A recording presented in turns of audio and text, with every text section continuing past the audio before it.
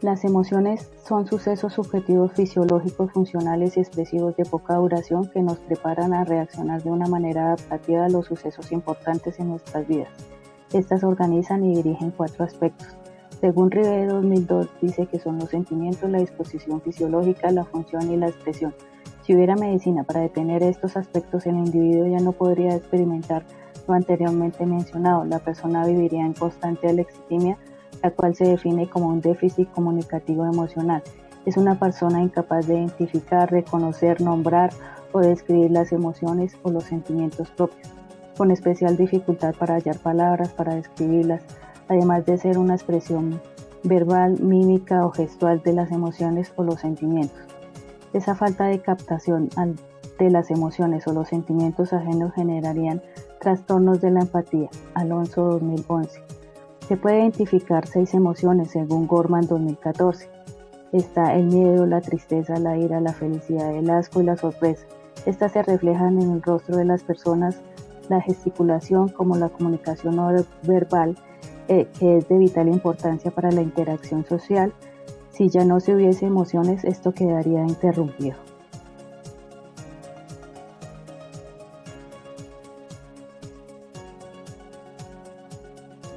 Anatómicamente, el sistema límbico está compuesto por un conjunto de estructuras corticales y subcorticales interconectadas. De todo este sistema, los componentes del subsistema de la amígdala son los directamente vinculados al procesamiento de la información emocional.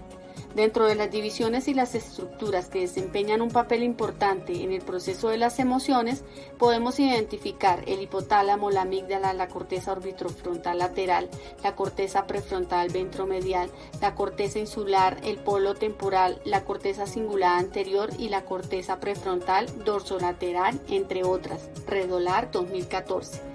Las emociones empiezan en el hipocampo y se expresan a través de la activación del hipotálamo a través del área septal.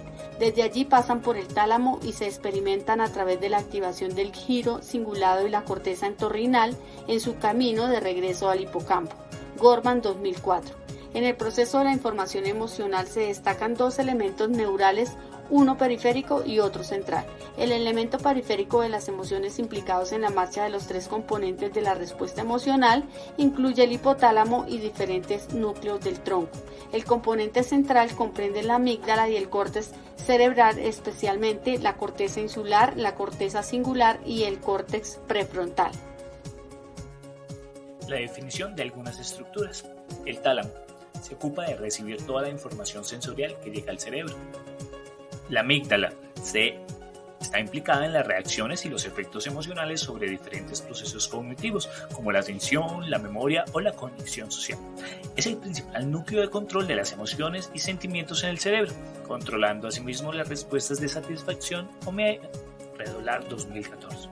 El hipotálamo es un centro capaz de integrar cierto tipo de información emocional y sensorial, con el fin de poder generar una respuesta eferente apropiada.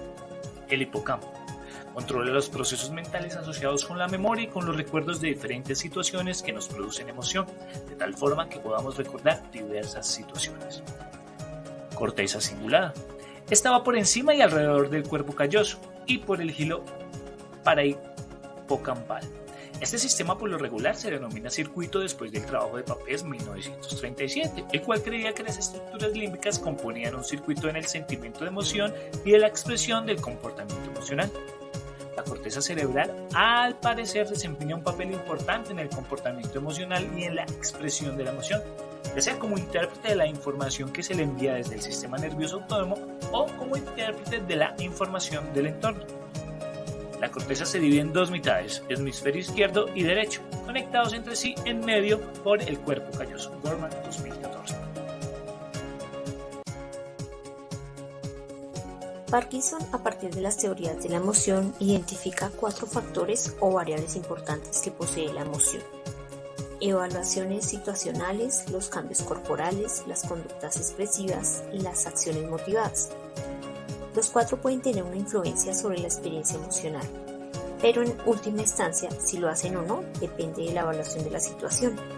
La evaluación de la situación, combinada con nuestros sentimientos sobre esa situación, es la que tendrá el impacto más significativo en la experiencia emocional. pero esta experiencia también estará secundariamente influenciada por los otros 3 factores: nivel de excitación, los cambios corporales, las acciones motivadas. Parkinson otorga a la valoración de la situación una importancia primordial en esta teoría. De hecho, sugiere que en algunos casos la evaluación de la situación se verá influenciada por la retroalimentación corporal. Por ejemplo, tratando de dar sentido a por qué su corazón late más rápido.